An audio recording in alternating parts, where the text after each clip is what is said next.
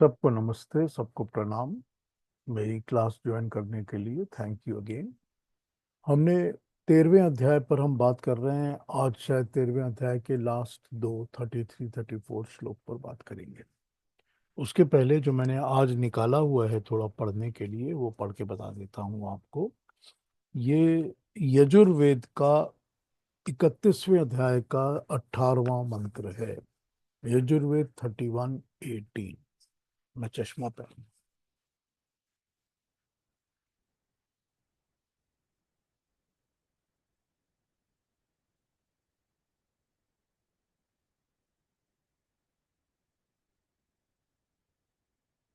यजुर्वेद के 31वें अध्याय का 18वां मंत्र ये कहता है, वेदाहमेतम पुरुषम महांतम आदित्य वर्ण तमसः परस्तात् तमेव विदित्वाति मृत्युमेति नान्य पंथा विद्यते अनायः। वेदाहमेतम पुरुषम, वेदाह जानता हूँ, अहम मैं, एतम उस परमात्मा को, महानतम जो सबसे महान है, जो आदित्य वर्णम है, सूरज की तमान समान, सूर्य की समान जिसकी प्रकाश की किरणें हैं, जो हर तरफ फैला हुआ है, आदित्य बनकर, प्रकाश बनकर, तमसह अंधकार को, अज्ञान को, परस्तात डिफीट करने वाला, हटाने वाला,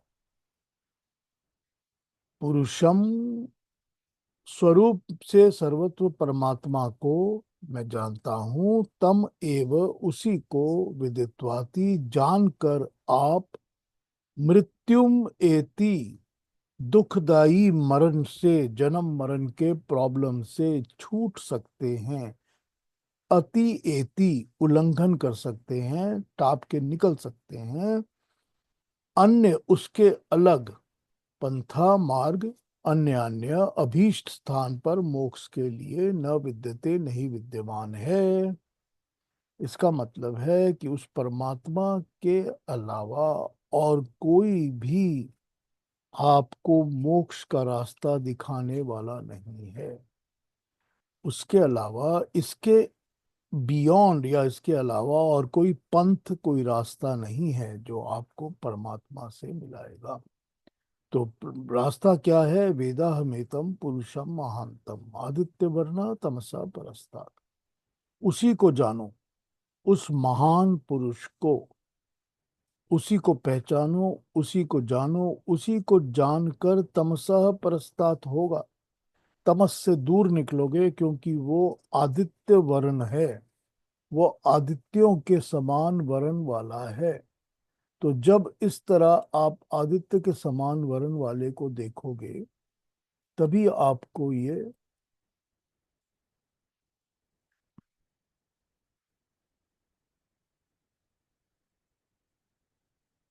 परमात्मा से मोक्ष की प्राप्ति होगी। तो ये मोक्ष की प्राप्ति के लिए, इसके अलावा, परमात्मा को जानने के अलावा या परमात्मा के सच्चे स्वरूप को पहचानने के अलावा और कोई रास्ता और कोई तरीका नहीं है।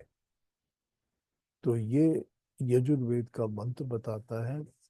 यही हमको इतनी देर से गीता में भगवान समझाते आ रहे हैं और यही हम समझ रहे हैं। 13वें अध्याय में हमको भगवान कृष्ण ने अभी तक जो बताया है, उसमें बहुत क्लियरली वो हमको ये बता रहे हैं कि जो वेदों में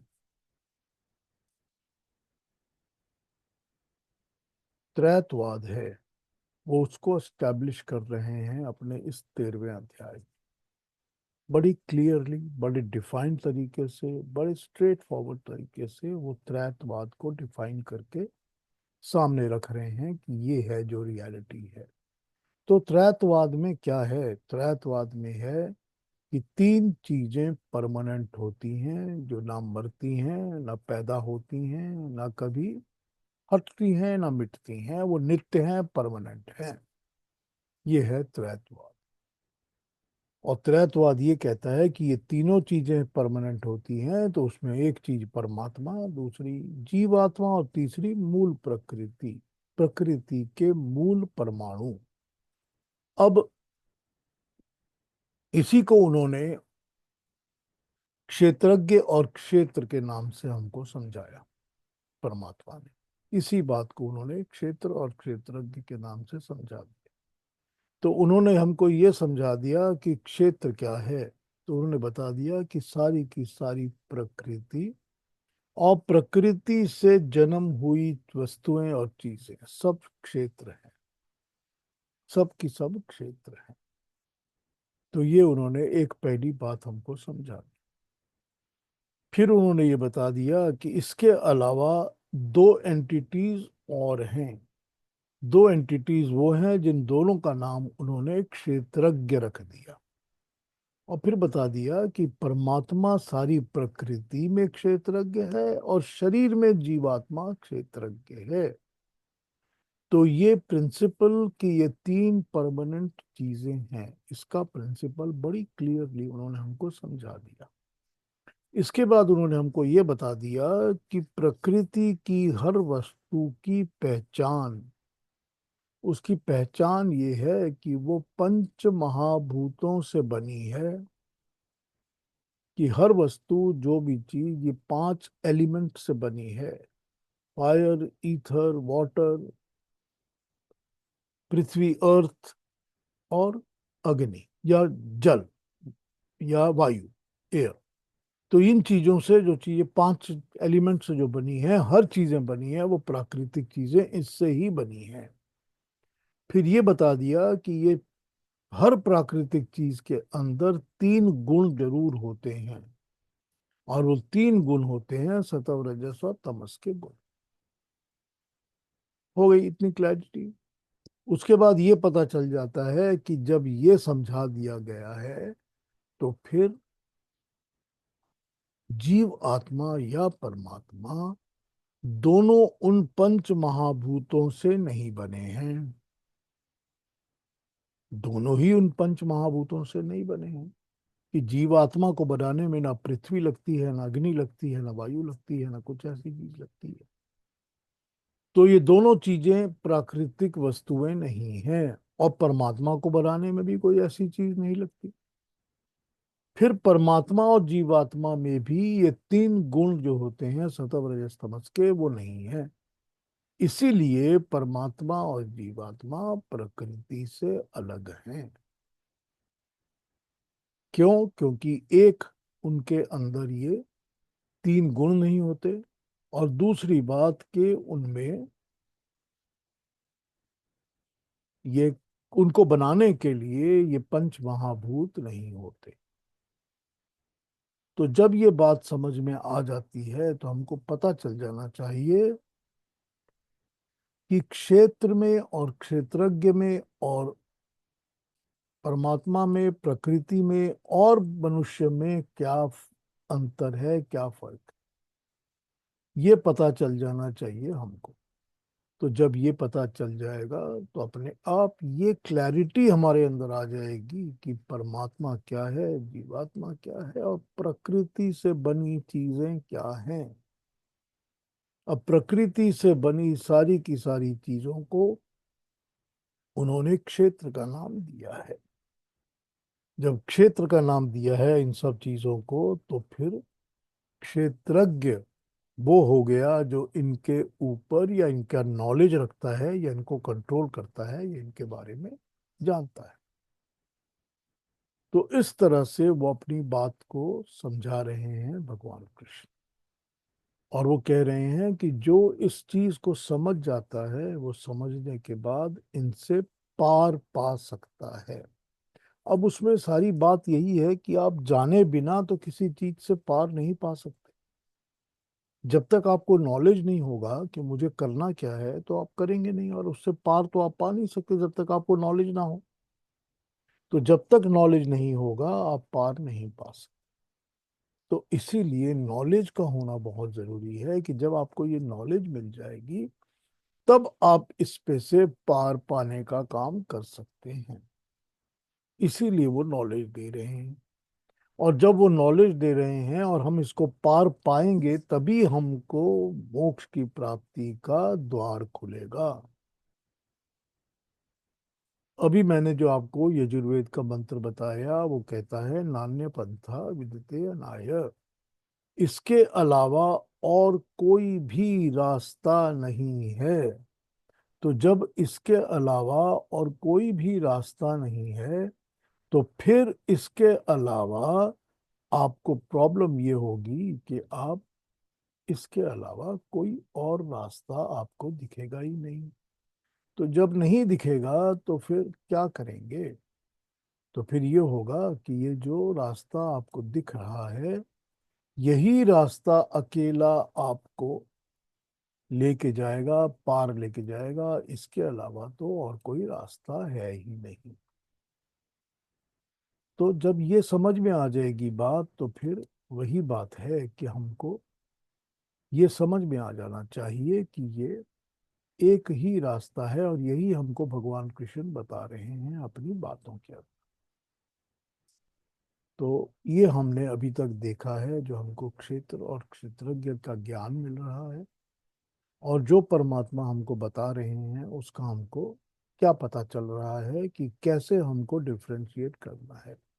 तो अगर हमको प्राकृतिक लिप्तता से, अटैचमेंट से मुक्ति पानी है तो उससे मुक्ति पाने का ये एक ही तरीका है कि हमको पूरी तरह से ये ज्ञान मिल जाए कि हम किस चीज से मुक्ति पाना चाहते हैं। तो अगर हम ये समझ जाएंगे कि हम जो हैं, मैं जो हूं, इसमें मैं जीव आत्मा का कितना हिस्सा है और प्राकृतिक वस्तु का कितना हिस्सा है। कल केतु जी ने पूछा था कि यहाँ पर हम क्या है, हम कौन है। तो यहाँ पर हम तो जीवात्मा है, मेरी आत्मा, क्योंकि मैं तो कहता हूं कि मेरा शरीर है। तो ये मैं कौन है? या मैं कहता हूं कि मेरी आंखें हैं, मैं देख रहा हूं। तो ये मैं कौन है? ये मैं तो जीवात्मा है। अगर जीवात्मा को पता चल जाता है कि मुझ में और प्रकृति में या प्राकृतिक वस्तुओं में क्या अंतर है तो छूटने में, यानी कि डिटैचमेंट में आसानी होती है। यही डिटैचमेंट की हम बात कर रहे हैं। यही वो कह रहे हैं कि जब तक आप डिटैच नहीं होगे आपको मोक्ष का द्वार नहीं खुलेगा। तो डिटैच होना तो बहुत ज्यादा आवश्यक है। अब डिटैच होना आवश्यक है तो डिटैच होने में तो ये बहुत जरूरी है कि आप डिटैच होने के लिए उस चीज को समझें जिससे आपको डिटैच होना है। हमने आपको बता दिया कि ये चीज खराब है तो आपको पता करना पड़ेगा कि हाँ खराब है, किस चीज का नाम लिया जा रहा है जो बताई जा रही है खराब है। या आपको बताया जा रहा है कि ये चीज बहुत अच्छी है तो कौन सी चीज है भाई जो बहुत अच्छी है? आप जानेंगे नहीं तो अच्छा और बुरा का पता कैसे चलेगा? तो यहाँ पर ये जानकारी दी जा रही है कि आपको किस चीज से डिटैच होना है। और वो आप जब तक जानेंगे नहीं आप डिटैच नहीं हो सकते, और जब तक आप डिटैच नहीं होंगे आप मोक्ष के द्वार पर नहीं पहुंच सकते। तो क्या हो गया? आदित्य वर्णा तमसा परस्ता, वो एक परमात्मा ही है अकेला जिसको कि आपको जानना, समझना, पहचानना है, बस। और वो आदित्य वर्णा तमसा परस्तात वही परमात्मा है जो जैसे सूरज के निकलने से अंधकार दूर हो जाता है, उसी तरह से उस परमात्मा को जान लेने से ही हमारे ज्ञान अज्ञान का अंधकार, जो उस चीज का हमको नहीं पता होता, वो जो अज्ञान है हमारा या जो गलत ज्ञान है हमारा, वो दूर हो जाता है। वैसे ही दूर हो जाता है जैसे सूरज के उगने से अंधेरा दूर हो जाता है। तो वैसे ही उस परमात्मा को जान लेने से वेदाहमेतम पुरुषम महानतम, उस महान पुरुष को, परम पुरुष परमात्मा को जान लेने से ही हमारा अज्ञान का अंधकार दूर हो जाता है। इसके अलावा और कोई रास्ता नहीं है।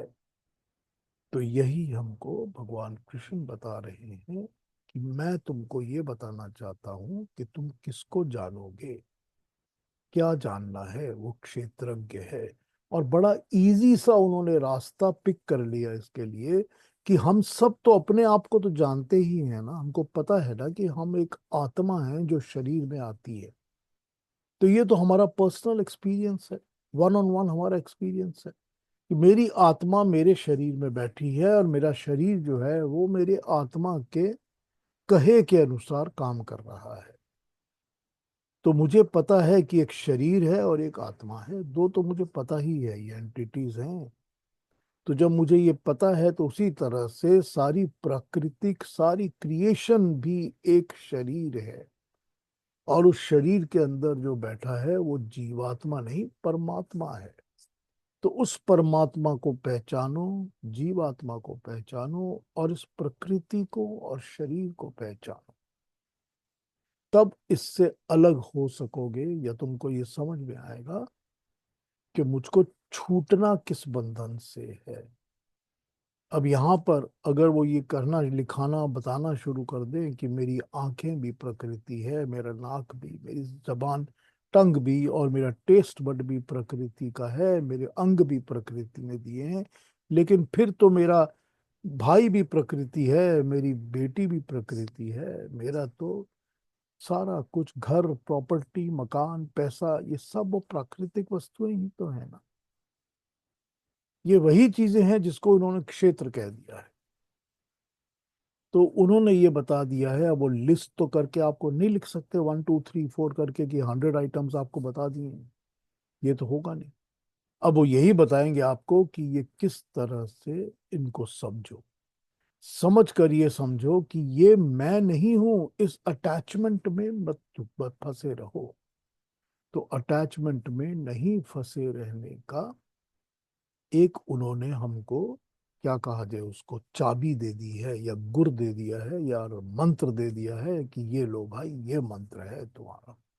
अब तुमको समझ में आएगा कि मुझे करना क्या है।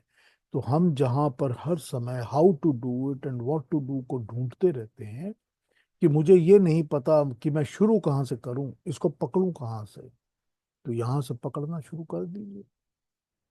यहाँ से शुरू कर दीजिए कि अपनी आत्मा को और इस प्रकृति को, अपने शरीर को बिल्कुल अलग अलग दो एंटिटीज समझना शुरू करिए। और फिर समझना शुरू करिए कि प्रकृति के लिए क्या कर्म हो रहा है और आत्मा के लिए कौन सा कर्म हो रहा है।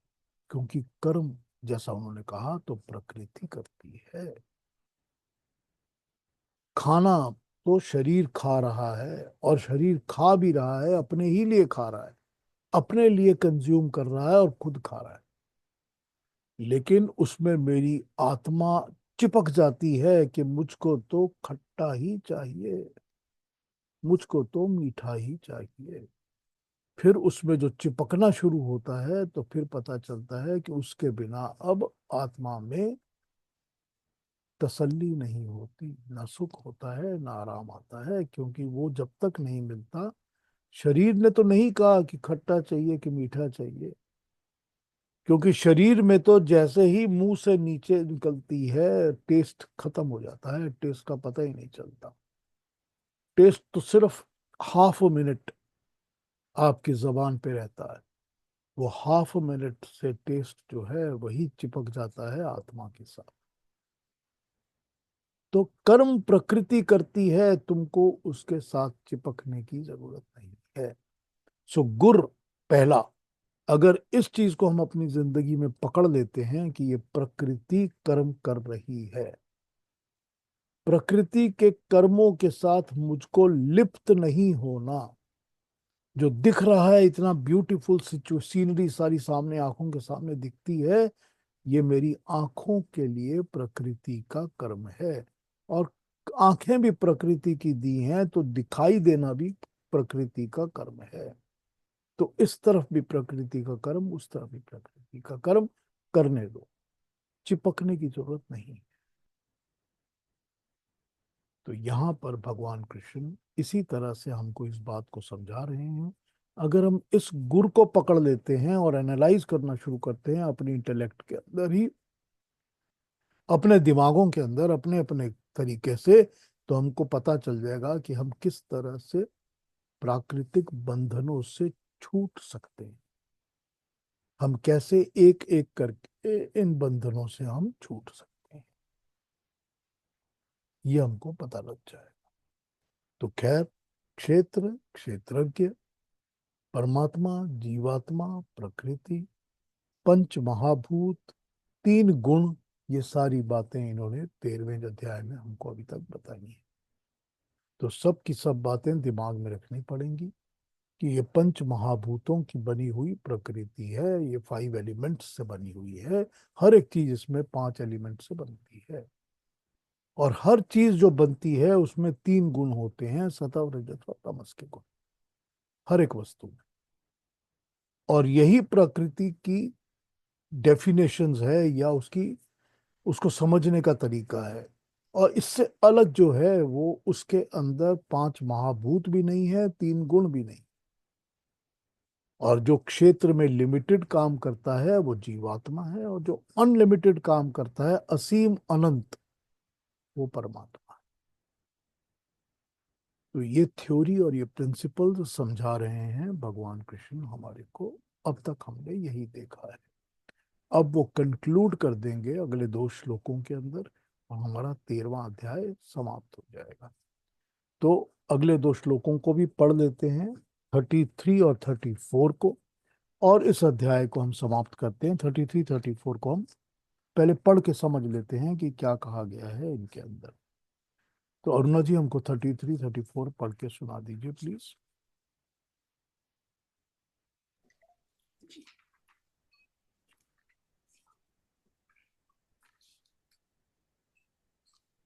34 30।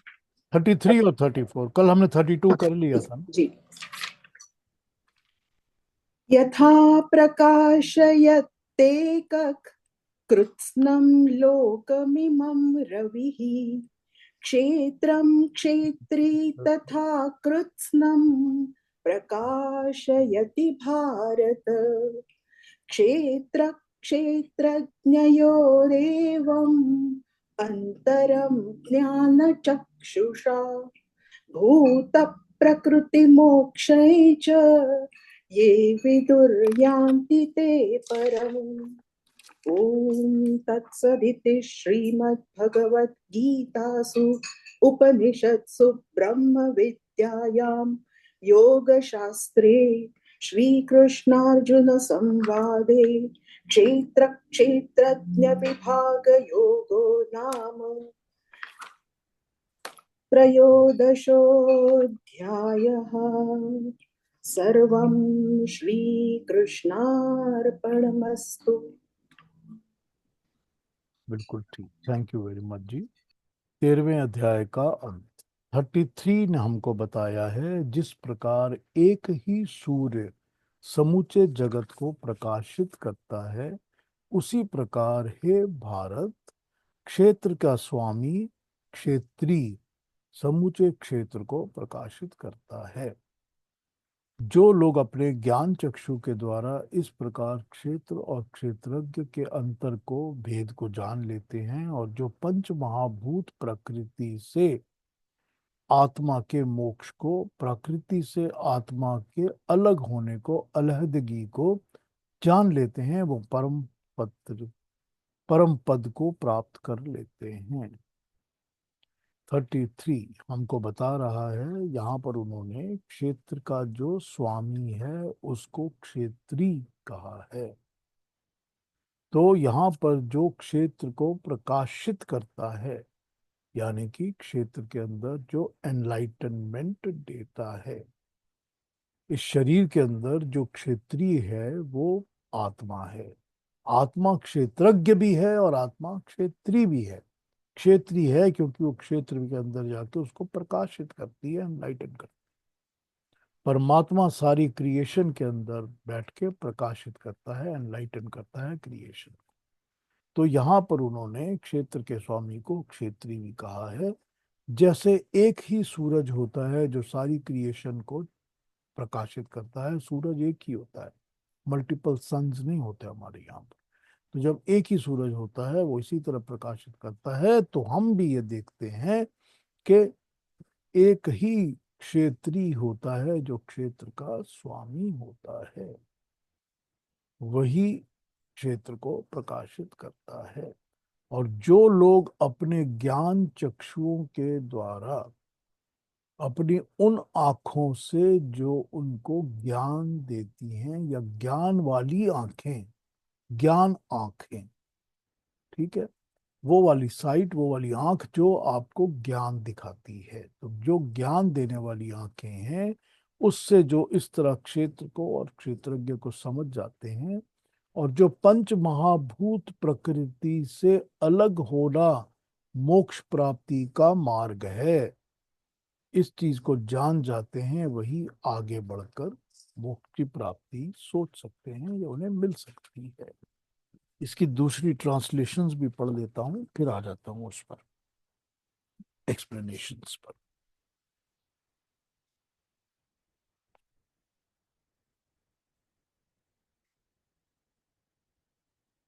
Arjuna, as the one sun illuminates this entire universe, so the one Atma or spirit illuminates the whole Kshetra.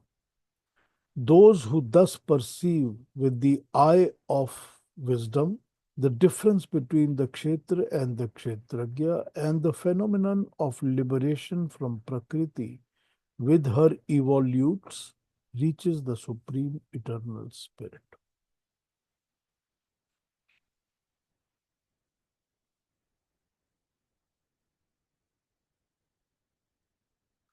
एक और उठा, दो और। अर्जुन, जिस प्रकार एक ही सूर्य संपूर्ण ब्रह्मांड को प्रकाशित करता है, उसी प्रकार एक ही आत्मा संपूर्ण क्षेत्र को प्रकाशित करती है।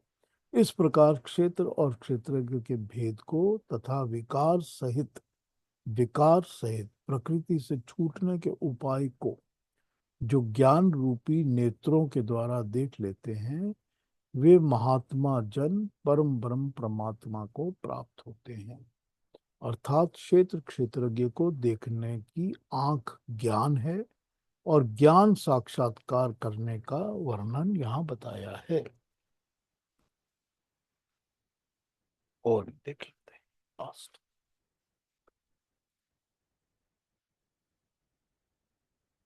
हे भारत, जिस प्रकार अकेला सूर्य इस सारे ब्रह्मांड को प्रकाशित कर देता है, उसी प्रकार क्षेत्री अपने संपूर्ण क्षेत्र को प्रकाशित करता है।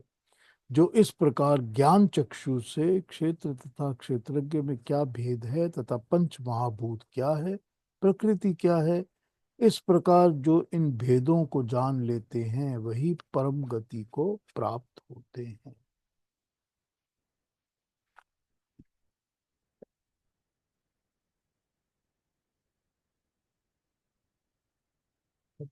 जिस प्रकार एक ही सूर्य संपूर्ण लोक को प्रकाशित करता है, उसी प्रकार सब क्षेत्रों में है भारत वो प्रकाशमान प्राणवान करता है एक ही क्षेत्री। क्षेत्र और क्षेत्रज्ञ में इस प्रकार भेद जो जानकर नेत्रों से देखता है, भेद को ज्ञान के नेत्रों से देखता है, वह पंच भौतिक प्रकृति से मुक्ति पाने के उपाय को जानकर परम ब्रह्म परमात्मा को प्राप्त करता है।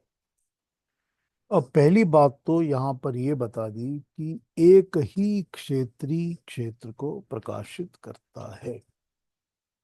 तो यहाँ ये समझ में आ जाना चाहिए कि क्षेत्री एक ही है और क्षेत्र को प्रकाशित करता है। तो हमारे लिए, हमारे आपके लिए तो ये जो क्षेत्र है, ये शरीर है, ये अपना बॉडी है, अपना शरीर है। तो हम कहेंगे कि हम एक ही क्षेत्री क्षेत्र को, हमारे इस शरीर को प्रकाशित कर रहा है, एनलाइटन कर रहा है, लेकिन वो एक ही क्षेत्री एक ही क्षेत्र को कर रहा है। तो जिस तरह हमारे लिए ये बॉडी एक एंटिटी है, उसी तरह परमात्मा के लिए ये सारी प्रकृति एक एंटिटी है। और उस एक एंटिटी में, जैसे हमारी इस शरीर की एंटिटी में एक ही आत्मा है, एक साथ तो कई आत्माएं नहीं रहती, वैसे ही इस क्रिएशन और सृष्टि के अंदर एक ही आत्मा परमात्मा है। तो यहाँ पर जैसे एक ही सूरज, एक ही सूर्य सारी की सारी क्रिएशन को प्रकाशित कर रहा है, ठीक वैसे ही एक शरीर के अंदर एक आत्मा उस शरीर को प्रकाशित कर रही है। और इस सारी प्रकृति को एक ही फिजिकल बॉडी समझकर ये समझा जाना चाहिए कि उसमें भी एक ही परमात्मा है जो उसको प्रकाशित कर रहा है। तो ये बड़े सिंपल प्रिंसिपल्स हैं जो कि एस्टैब्लिश हो जाते हैं इन श्लोकों के साथ।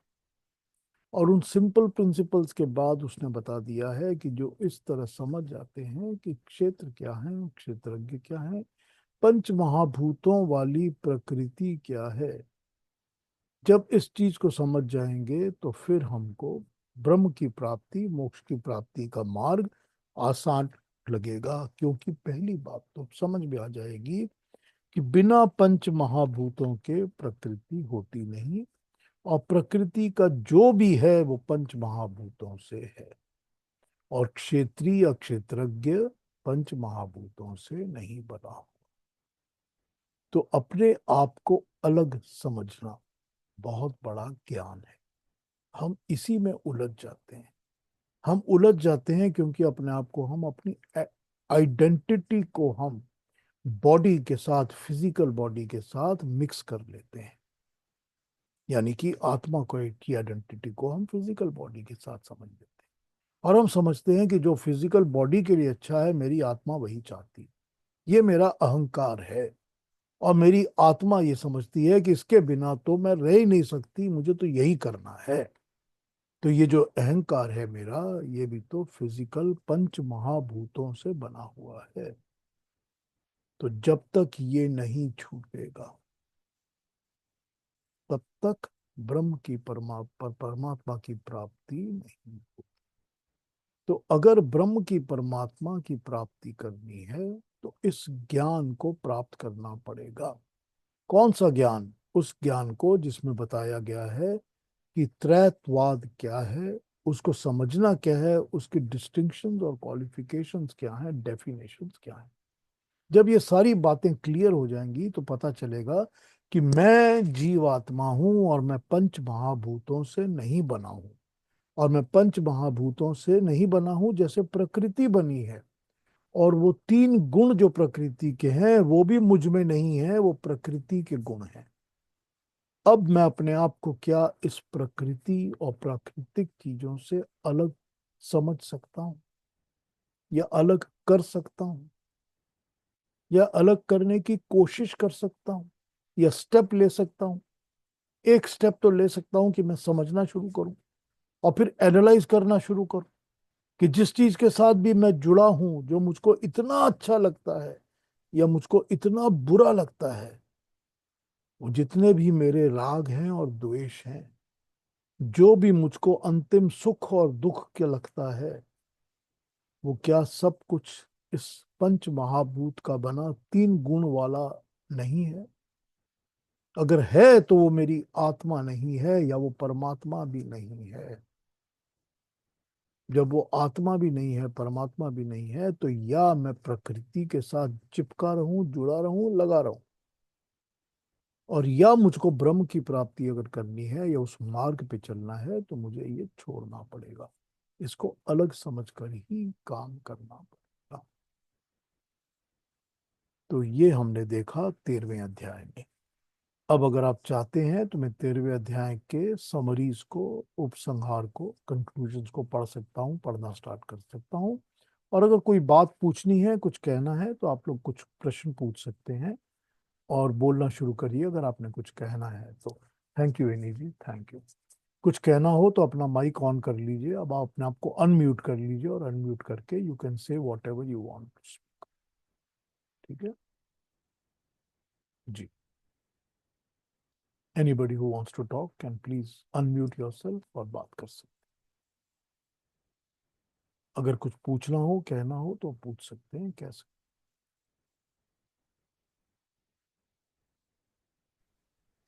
सो दैट मीन्स कि वो जो आपने बताया है कि क्षेत्रीय और क्षेत्रज्ञ, वो बिल्कुल एक ही चीज है मतलब। हैं।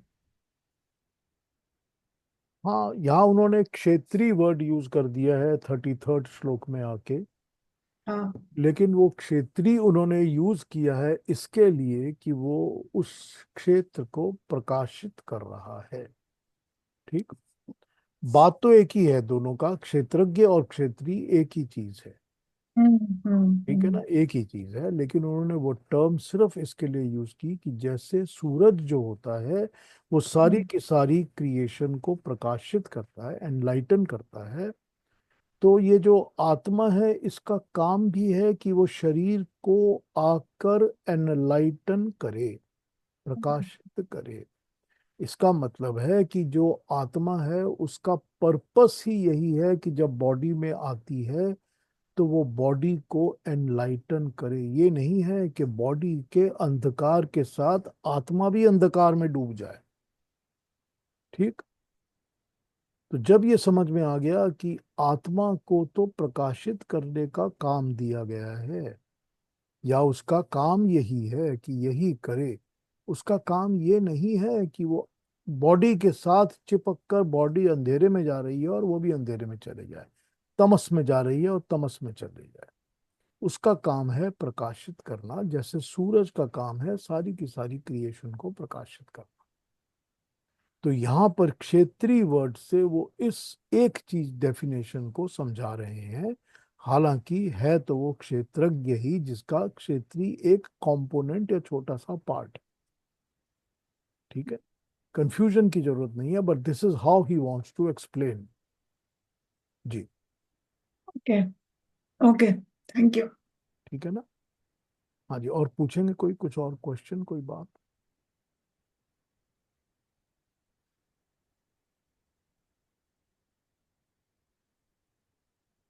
केतु जी, आज कोई क्वेश्चन नहीं है आपका? नहीं नहीं नहीं, है बताइए, बताइए। मैं अपने आप को ही प्रश्न चिन्ह लगा लेता हूँ, तो कि मैं हूं कि नहीं। हम तो सब अपने आप को प्रश्न चिन्ह तो लगा ही लेते हैं ना, तभी तो हम आगे बढ़ते हैं ना जिंदगी में। हाँ बिल्कुल बिल्कुल। तो जैसे ज्योति ने कहा कि प्रश्न किया था कि आत्मा और क्षेत्रीय और क्षेत्रज्ञ एक ही है कि नहीं। तो आत्मा जिसे प्रकाशित करता है, ठीक है ना, आपने कहा आत्मा प्रकाश देता है। तो अगर आत्मा में, जैसे कल बात हुई थी, आत्मा में अगर के आत्मा पिछले जन्मों के कर्मों से बंधा हुआ है तो प्रकाश तो उतना नहीं दे सकेगा जितना कि एक शुद्ध आत्मा देती है।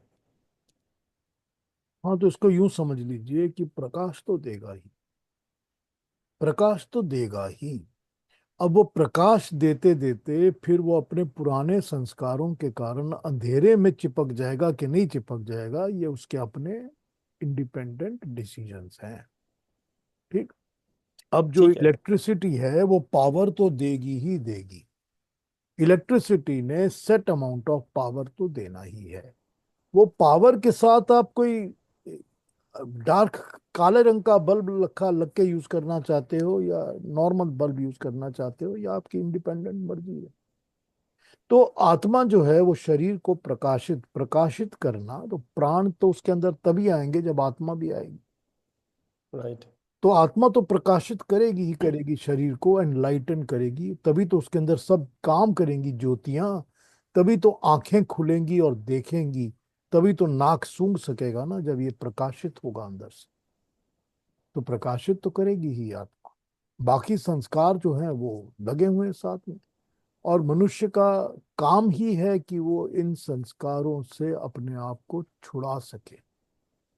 अब हमारे पास सॉरी, हमारे पास हमेशा चॉइस रहती है कि हम और चिपक जाएं या हम छुड़ा सकें। अब मेरे को कोई मिला और मिलने के बाद मैंने समझा कि मैं तो इससे रोज मिलना चाहता हूँ, मुझको बहुत अच्छा लग रहा है, अब मैं इसको बिना मिले मेरा काम नहीं चलता, मैं इसके साथ बिना इसके अटैच हुए नहीं हो सकता। मेरा काम सुबह भी मिलता हूँ, शाम भी मिलता हूँ, जब नहीं मिलता हूँ तो बात करता रहता हूँ फोन पर, और अब मिलना जरूरी है अब मेरे को। अब क्या हुआ, मेरे को कोई मिला और मैं चिपक गया ना, जुड़ गया ना उसके साथ। हाँ जी। तो जब मैं जुड़ गया तो ये तो मेरा अपना ऑप्शन अवेलेबल है कि मैं कितना जुड़ूं और कितना अपने आप को संभालूं। कि अच्छा लगता है, मनुष्य मिलता हूं, इंटरेक्शन करता हूं, बहुत अच्छा है। मुझे जुड़ने की बियॉन्ड एक लेवल कोई जरूरत नहीं। ये तो अपने ऊपर डिपेंड करता है ना, अपने इंडिपेंडेंट विल के ऊपर है ना। या हाँ मैं जी। किसी के साथ इसी तरह से उल्टा समझ लीजिए कि किसी को डिसलाइक करता हूँ, इतना डिसलाइक करता हूँ कि मेरा दिल करता है कि इसको तो गोली मार दी जाए। तो ये तो एक अपने अंदर मन के विचार है ना, ये मानसिक कर्म हो रहे हैं ना सारे। तो जो मानसिक कर्म हो रहे हैं वो तो फिर कहीं ना कहीं कर्म फल भी देंगे, चिपकाएंगे भी, जोड़ेंगे भी, और सब कुछ करेंगे। हाँ जी। तो ये तो मनुष्य के अपने ऊपर है कि मैं अपने संस्कारों को कैसे हैंडल करूं। ये सच बात है कि एक लेवल तक या एक एज तक कि आत्मा शरीर में आ जाती है, बच्चे का जन्म होता है, बच्चा जो है वो इतनी इतनी उम्र का है, और वो इतने उम्र तक अपने संस्कारों के हिसाब से ही सोचता करता है। ये तो है। लेकिन फिर एक लिमिट के बाद, एक एज के बाद तो ज्ञान शुरू होता है ना मिलना, कि मैं क्या कर रहा हूँ। फिर वो अपने कर्म पर सोचता है ना, बच्चा भी, कि अरे मैंने ये गलत काम किया, मेरे फादर ने मना किया था या मेरी माँ ने मना किया था, या किसी ने भी नहीं मना किया पर सोशली ये चीज ठीक नहीं है, या ये मुझे कर्म नहीं करने चाहिए जिनकी तरफ मेरी इंक्लिनेशन है। तो कभी ना कभी तो ये एज हर बच्चे में आ जाती है जबकि वो इस तरह से सोचना शुरू करता है। तो जब वो इस तरह सोचना शुरू करता है तो क्या होता है कि उसकी इंडिपेंडेंट चॉइस होती है कि वो संस्कारों के बंधन से छूट सके। ठीक है ना। ठीक है। या। हाँ जी। धन्यवाद। हाँ जी, और कोई कुछ कहेंगे? किसी और ने आज कुछ पूछना है? Anybody wants to ask anything, talk about it? हाँ, अरुणा जी कुछ कहेंगी आज की बात पर? एक तो बात मैं कहूंगी कि आपने शुरुआत में जो एक संक्षिप्त में सब कुछ बता दिया, वो इतना अच्छा था। पूरा जिस्ट आपने एक समराइज कर दी पूरे अध्याय की, वो बहुत ही अच्छी लगी मुझे। कभी कभी लगता है आप जो कमेंट्रीज हमें सुनाते हैं पढ़ के, उससे भी बढ़िया कमेंट्री आप खुद करते हैं, क्योंकि आप क्योंकि आपको हमारी लेवल मालूम है। जी, ये महत्वपूर्ण है कि हम किस लेवल पे है, इसे जानकर आप बताते हैं, तो वो बराबर हमें समझ में आती है। ये तो मैं बताऊंगी, और उसके लिए बहुत बहुत धन्यवाद। नहीं अरुणा, अरुणा जी वो समरीज पढ़ के ही तो मैं समरी बनाता हूँ। लेकिन वो समरी जब हम सुनते हैं, पढ़ के आप सुनाते हैं, तब हमें थोड़ा सा वो डिफिकल्ट लगता है।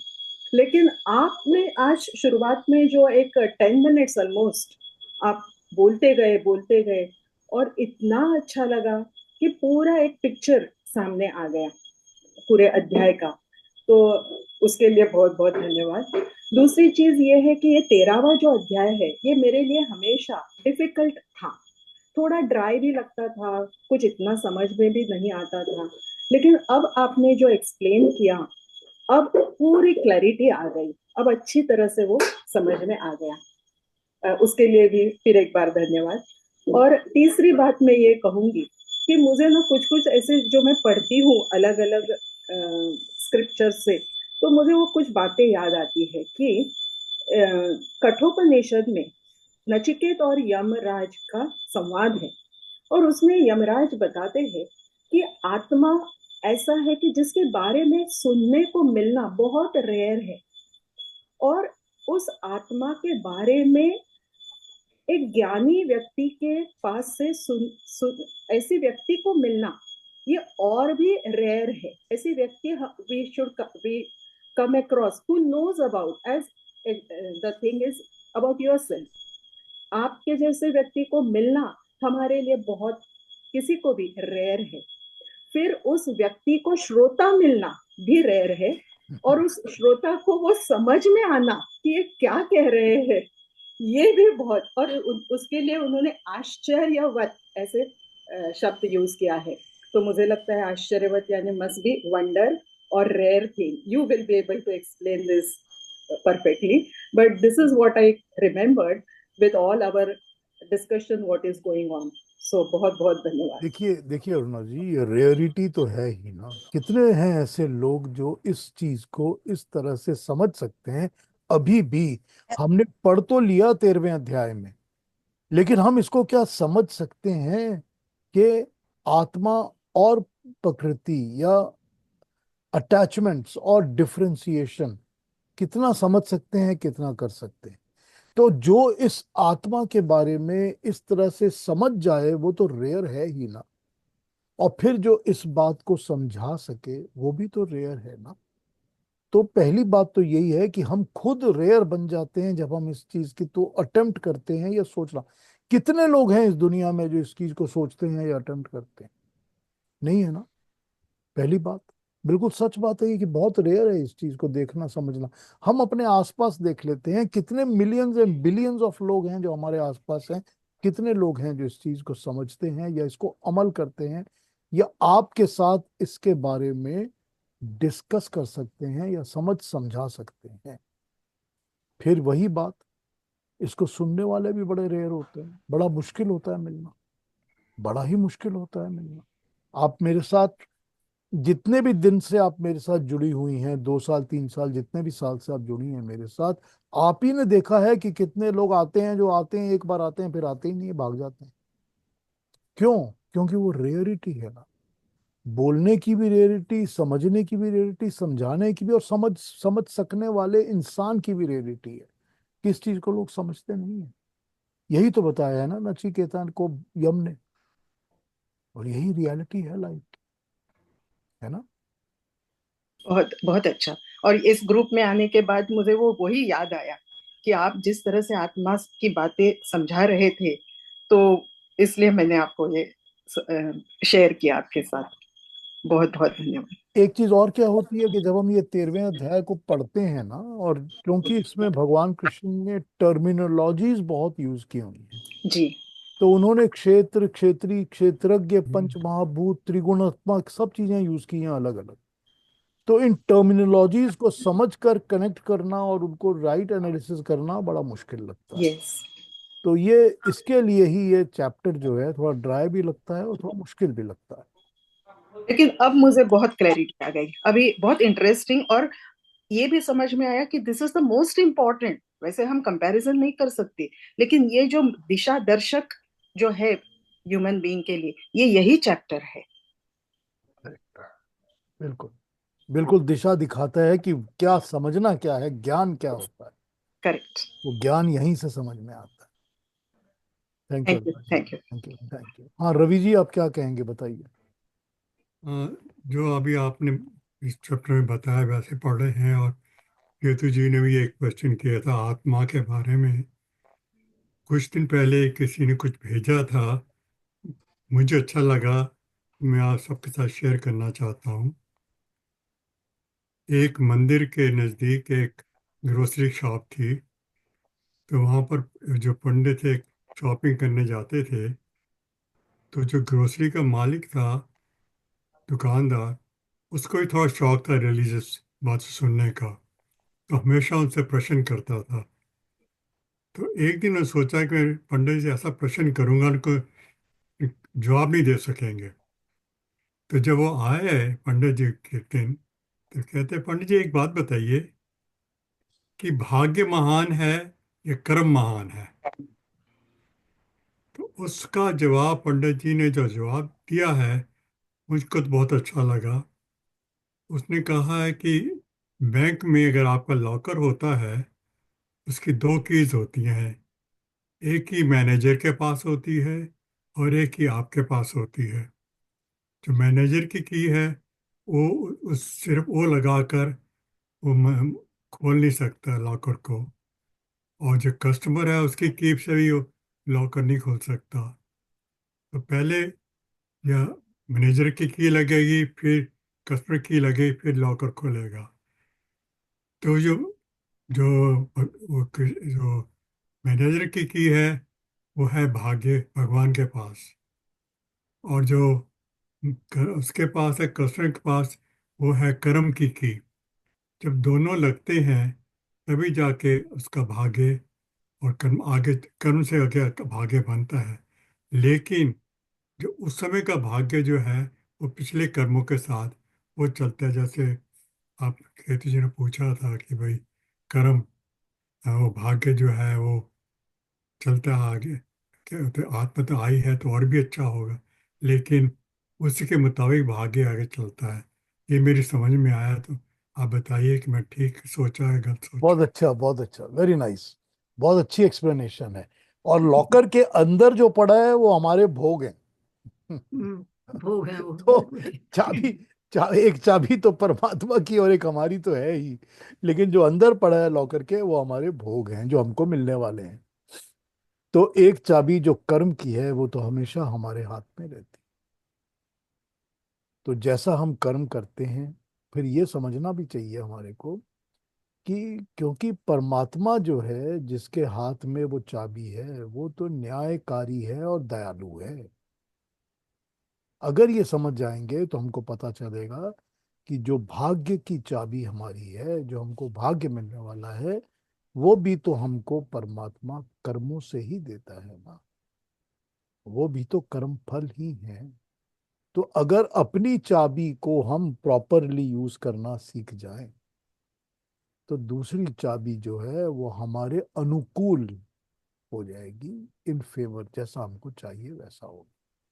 तो भाग्य हमको कभी भी सरप्राइज नहीं करेगा अगर हमारे कर्म फल अच्छे हों, क्योंकि भाग्य तो कर्मों से ही बनता है ना।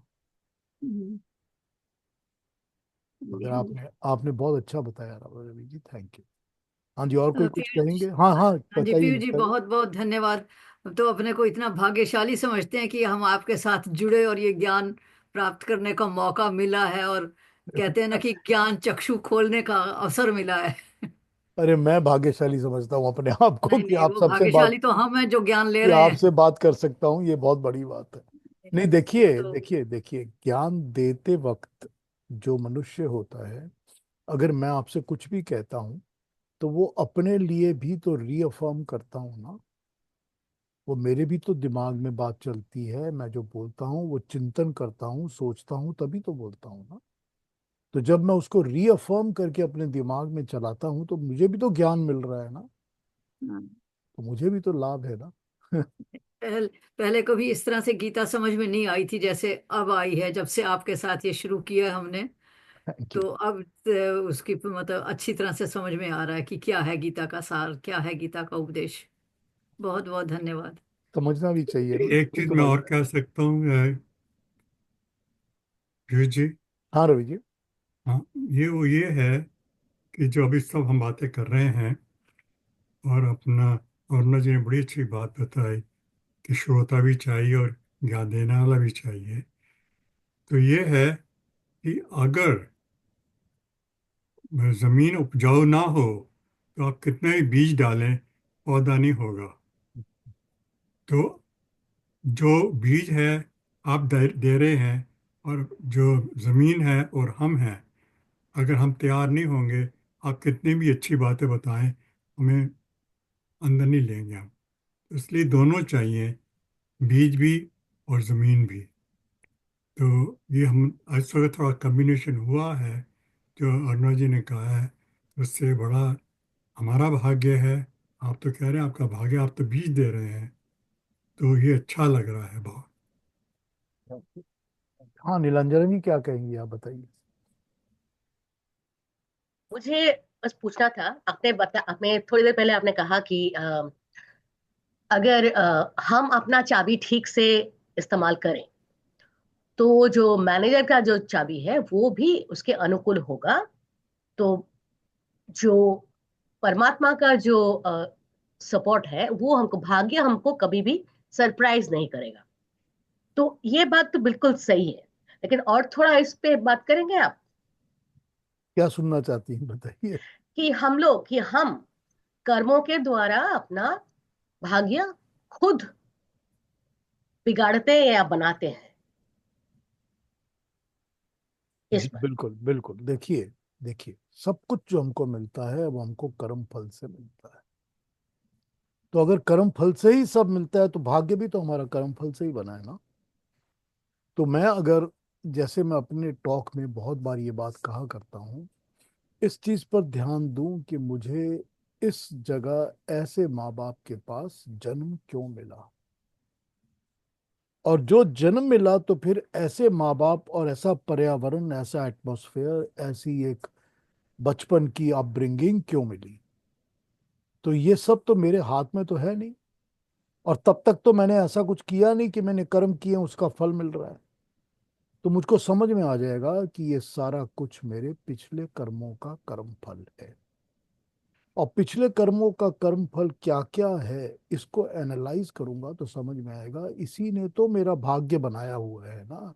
फिर मैं कहूंगा भाग्य से मुझको ऐसे पिता मिले, या भाग्य से मुझको ऐसा परिवार मिला, या मेरा भाग्य था कि मेरा जन्म न्यूयॉर्क में हुआ। तो ये जो सब चीजें भाग्य वाली फैक्टर्स आ जाती हैं, ये सारे के सारे फैक्टर्स जो हैं भाग्य वाले, ये हैं तो कर्म फल के फैक्टर्स ना। तो जब कर्म फल के फैक्टर्स हैं तो पता चलता है कि भाग्य का निर्माण कर्म फल से होता है। भाग्य gets made by my own actions. कुछ कर्म फल मुझे समझ में आते हैं, दिखते हैं, कुछ नहीं समझ में आते, नहीं दिखते, लेकिन हैं कि सारे के सारे कर्म फल से ही बनने वाले। क्योंकि फिर वही बात, परमात्मा न्यायकारी और दयालु है। न्यायकारी है, जब आप मानेंगे तो पता चलेगा कि वो तो न्याय ही करेगा। वो तो वही देगा जो डिजर्व करते हैं, जो मिलना चाहिए। तो अगर उसने वही दिया है जो मैं डिजर्व करता हूं, तो मुझे उसने ये परिवार दिया है। मगर वो एक और बच्चा जो सड़क के किनारे पैदा होता है, जिसके पास कुछ नहीं है, उसको ये क्यों दिया है। अब वही बात, उसके कर्म तो, जो बच्चा कल पैदा हुआ है और 6 महीने हो गए उसको पैदा हुए हुए, उसने तो कोई कर्म ही नहीं किए ना अभी तक। उसने तो मानसिक कर्म भी नहीं किए। तो फिर वही बात आ जाती है कि ये सब कुछ तो मेरे कर्म फलों का ही है, जो मुझे कभी ना कभी किसी न किसी तरह मेरे को कर्म फल मिलके एक भाग्य मेरा बन गया। तो भाग्य या किस्मत वही है जो हमको कर्म फलों से मिली हुई है। तो कर्म फलों से जो मिलती है वो भाग्य बनती है। जिस चीज को तो मैं अपने सामने समझता हूँ, देखता हूँ, जानता हूँ, उसको मैं भाग्य कहता नहीं हूँ। अब आपने कहा कि मैंने बहुत अच्छी पढ़ाई की, लिखाई की, डेडिकेटेडली मैंने अपने एग्जाम्स पास किए, मैं फर्स्ट स्टैंड कर गया, फर्स्ट स्टैंड कर गई अपने पूरे ग्रुप के अंदर, मेरे को अवार्ड मिलना शुरू हो गया। तो आप ये तो कहेंगे नहीं मेरा भाग्य अच्छा था कि मुझे अवार्ड मिल गया। अब आप कहेंगे मैंने मेहनत की तो मेरे को अवार्ड मिल गया। और वो डायरेक्ट कर्म फल तो अपने कर्म से दिख जाता है हमको। तो जो डायरेक्ट कर्म फल होता है उसको तो हम पकड़ लेते हैं उसी समय, लेकिन जो इनडायरेक्ट हमको दिखता नहीं है ना, उसको हम पकड़ नहीं सकते, तो उसको हम भाग्य बोलते हैं। वो अगर है तो सब कुछ कर्म फलों से ही बना हुआ। तो पुराने जन्मों के कर्म फल हैं जो हमको इस जन्म में मिलते हैं। ये पुराने, कोई 1 2 10 पता नहीं कितने पुराने जन्मों के कर्म फल जमा होते होते हमको मिलते रहते हैं। कर्म फल उसी तरह होते हैं जैसे कि कोई बीज जो होता है, जब उसको भूमि मिलती है तो पनपता है।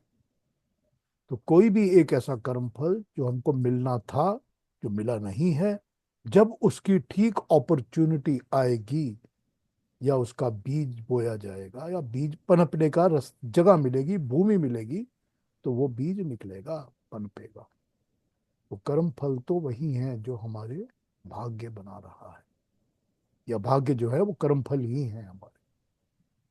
तो ये जो बात आपने कही ना कि हमको जो समझ में आता है वो हम कर्म से रिलेट कर देते हैं इमीडिएटली, और जो समझ में नहीं आता है हम बोलते हैं वो तो भाग्य है। बहुत अच्छा, थैंक यू सो मच। यही होता है ना। क्यों क्यों कोई चीज किसको मिलती है, क्यों मिलती है। अगर वो भाग्य ही है सबका, और अगर वो परमात्मा ही देने वाला है, तो सारे के सारे लोगों का एक ही भाग्य क्यों नहीं है। क्यों नहीं है। क्योंकि हमारे कर्म अलग हैं। क्योंकि हमारे मानसिक चिंतन ही अलग है। तो जब कर्म अलग है तो कर्म फल भी अलग अलग होंगे, ये जरूरी बात है। अब वो जज के सामने आप खड़े हो जाएंगे और जज पूछेगा अभी इसने क्या किया है, तो कहेगा अभी मैं इसके पॉकेट मारी की है तो इसको 6 महीने के लिए भेज दो अंदर। और दूसरे आदमी को पूछेगा तो कहेगा इसने तो खून किया, तो बोले इसको तो 20 साल के लिए भेज दो अंदर। अब दोनों को तो एक ही सजा नहीं दे सकता ना वो। और तीसरे को पकड़ के लाएंगे, बोलेगा इसका तो कोई प्रूफ ही नहीं होता, इसको बाइज्जत बरी कर दो, इसको छोड़ दो। तो फिर तीन, आप बोलेंगे कि भाग्य तो एक ही होना चाहिए सबका, ये तो हो नहीं सकता ना। कर्म के ऊपर ही है ना, ये तो कर्म के ऊपर ही तो कर्म फल मिल रहा है ना कोर्ट में भी। तो ये कर्म फल जो है ना, कर्म फल हमारे सब कुछ निर्धारित करते हैं, या हमारे कर्म सब कुछ निर्धारित करते हैं। तो आज अगर समझ में आ गई ये बात, तो कम से कम आगे आइंदा अपने कर्मों को कंट्रोल करिए। मानसिक कर्मों को सबसे पहले कंट्रोल कर, जो मन के अंदर घूमती रहती है ना चीजें हमेशा, वो भी कर्म बन जाते हैं ना सारे। तो मन की बातों को सबसे पहले कंट्रोल करिए। अगर उसको कंट्रोल करेंगे तो बाकी चीजें कंट्रोल में आनी शुरू होंगी आस्ते आस्ते। तो this is the way to. पहले भी हमने अच्छे काम किए थे तभी अच्छे जन्म मिले हमारे को, तो अभी अच्छे काम कर रहे हैं, अच्छे जन्म मिलेंगे आगे भी। या यही हमारे हो सकता है कि ज्ञान बढ़ जाएगा तो हमारे लिए ब्रह्म प्राप्ति का, मोक्ष प्राप्ति का रास्ता खुल जाएगा। हाँ जी। ठीक है नीलांजना जी। हाँ जी, और कोई कुछ पूछेंगे कहेंगे कुछ? पीयूष जी बहुत अच्छा, थैंक यू वेरी मच। 13वां अध्याय जो है मेरे को बहुत ज्यादा कंफ्यूजिंग लगता था। मैंने पहले भी आपसे एक बार कहा था कि मेरी समझ में नहीं आया, लेकिन बहुत हद तक काफी चीजें बहुत क्लियर हुई हैं आज। Thank you Prabha ji, thank you so much. Thank you very much, very very much. Thank you. इसके कंक्लूजन्स को अब मैं अगले हफ्ते हाँ पक्का बिल्कुल फिर बिल्कुल पढ़ूंगा बिल्कुल। मैं अगले हफ्ते। हाँ, केतु जी कुछ? मेरे को तो मैं दोबारा भी पढ़ती थी किताब को, तो मेरे को थोड़े से कंफ्यूजिंग लगते थे माइंड में, अब क्लियर क्योंकि हो गया? हाँ बहुत क्लियर हुआ है। चलिए, अच्छा, वेरी गुड, वेरी गुड।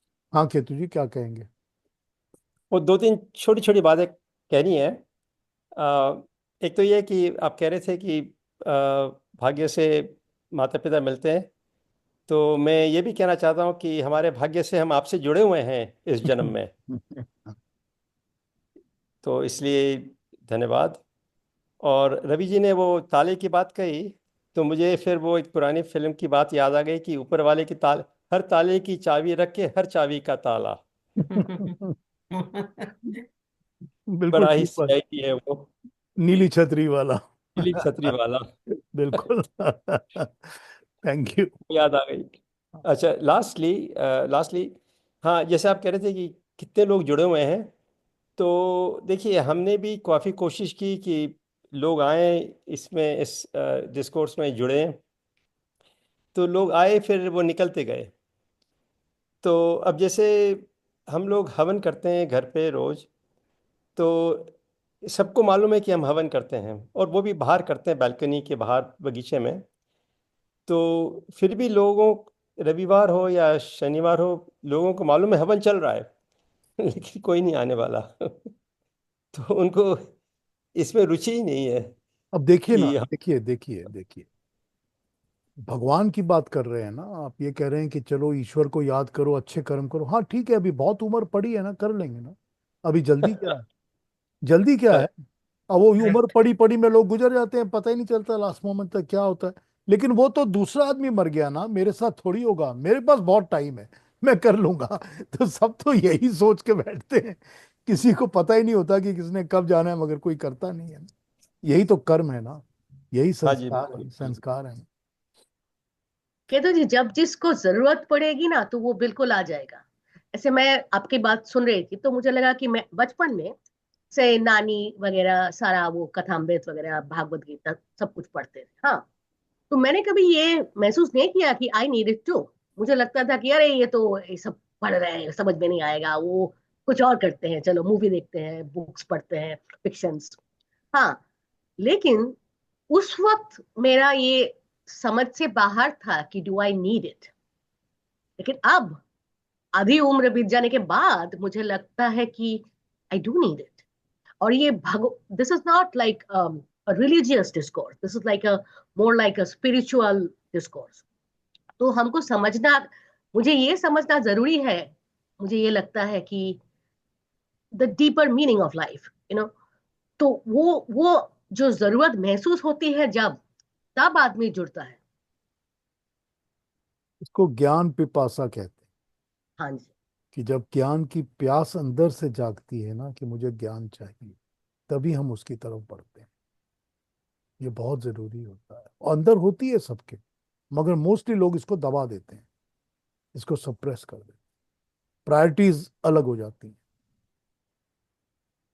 हाँ जी, हाँ जी, युक्ता जी कहिए ना। हाँ जी, नहीं इसी वो जैसे नीलांजन जी ने कहा कि वो कहते हैं ना कि जब जरूरत पड़ेगी तो कर लेंगे, या हम अभी तो यंग एज में करने की जरूरत नहीं, ये तो बूढ़े हो जब हो जाएंगे तब करेंगे। पर उस वक्त वो होता भी नहीं है, उस वक्त आसन मतलब बैठा भी नहीं जाता है, ध्यान भी नहीं लगता है। यदि उसको शुरू से नहीं करें तो वो अंत समय में भी नहीं होगा फिर वो, वो तो कि होगा जब ही नहीं। सोचते तो ये है कि अंत समय में हो जाएगा, पर अंत समय में भी नहीं होगा। वो जैसे कहते हैं ना कि भी वो एक ऐसे ही जोक सा बना हुआ है कि वो आम जो थे वो बिल्कुल जब पक गए सड़ गए तो कहा जाके मंदिर में दे आओ पुजारी को। अरे भाई जब वो सड़ गए तब जाके दे रहे हो, पहले क्यों नहीं दे दिए जब दे नहीं थे तो। जब अंत समय में जब होगा ही नहीं कुछ, तो फिर क्या फायदा उसका, उस वक्त कर भी नहीं पाएंगे। यही तो भगवान कृष्ण ने कहा है ना, कि जो हमेशा ही परमात्मा को याद नहीं रखता वो अंत समय में नहीं कर सकता, हम्म। उससे होगा ही नहीं अंत समय। बिल्कुल यही बात। मैं तो एक ऐसे, अब तो नहीं है, अब तो कांटेक्ट खत्म हो गया, एक ऐसी लेडी को जानता था बहुत साल पहले, जो मुझे कहती थी कि मैं आपके प्रवचन बिल्कुल सुनना चाहती हूँ, जुड़ना चाहती हूँ, अभी तो मेरे घर में ये चल रहा है, अभी मेरे बच्चे बड़े हो गए, इनकी शादी करानी है, उसमें बिजी हूँ, अभी मेरी माँ मेरे पास आ गई रहने के लिए, उसकी बीमारी चल रही है, वो ठीक हो जाए फिर मैं आपके साथ स्टार्ट करती हूँ। तो माँ ने ठीक तो खैर होना नहीं था, वो गुजर गई। गुजर गई तो उसके बाद तो ये है कि अच्छा गुजर गई, अब थोड़े दिन दीजिए फिर स्टार्ट करती हूँ। अब मेरी बेटी के बच्चा हो गया, तो अब तो मैं और भी बिजी हो गई हूँ उसके साथ, वो कभी टाइम ही नहीं मिलने वाला आपको, वो टाइम कभी नहीं मिलने वाला आपको।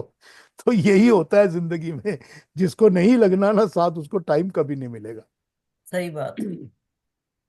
ये एक और बात कही है, बड़ा अच्छा वो सेइंग है, if you want to get your work done, ask a busy man to do, exactly. others don't have any time. Yes exactly, बिल्कुल ठीक कहा है, एकदम सच्ची बात है, ये ट्राई की हुई बात है, एकदम सच्ची। और आप इसको ना किसी पे जबरदस्ती नहीं इम्पोज कर पाएंगे, वो अंदर से आएगी। जिसको वो जो पीयूष जी कह रहे थे ज्ञान पिपासा, जब आएगी आपको खुद ही इसको जरूरत पड़ेगी। अगर बचपन में आप जबरदस्ती करते हैं बच्चों को कि तुम ये करो वो करो, बच्चा तो रिबेल करेगा। अगर कोई मुझे उस वक्त पकड़ के खींच के बिठा देता, मैं तो रिबेल करती ना। तो बिल्कुल वो जब आना है तब आएगा, जब नहीं आना है तो नहीं आएगा। दिस इज द बिल्कुल question of what you your inner needs. बिल्कुल, अंदर से जागती है ये बात। मुझे ये कहना है कि आई थिंक एवरी डे हमारे जो रोज की जिंदगी है उसमें हम ऑलरेडी सब कुछ कर्म के हिसाब से अपने आत्मा को सुन के हम कर ही रहे हैं। तो I think it is in a way we are already following, maybe because हमारे संस्कार ऐसे हैं या हमारी शिक्षा ऐसी है, we already doing it. Now it is getting better and better because थोड़ा सा डीप अंडरस्टैंडिंग हो रही है। बट वो तो हम कर ही रहे हैं, और अच्छे से मतलब भगवान की कृपा से कर ही रहे हैं सब ठीक से। गलतियां भी करते हैं but I think we are already following Gita all of us. ठीक है, फिर अगले हफ्ते मिलें। तो अगले हफ्ते मैं 13 चैप्टर के कंक्लूजन को पढ़ना शुरू करूंगा, अलग अलग व्यू पॉइंट्स को देखेंगे, समझने की कोशिश करेंगे। तब तक अपना ख्याल रखिए। सबको बसंत नमस्कार। पंचमी की बहुत बहुत मुबारकबाद। बसंत पंचमी की बधाई, सरस्वती पूजा की बधाई, बहुत बहुत सबको आशीर्वाद और बधाई। Thank you. नमस्ते। नमस्ते।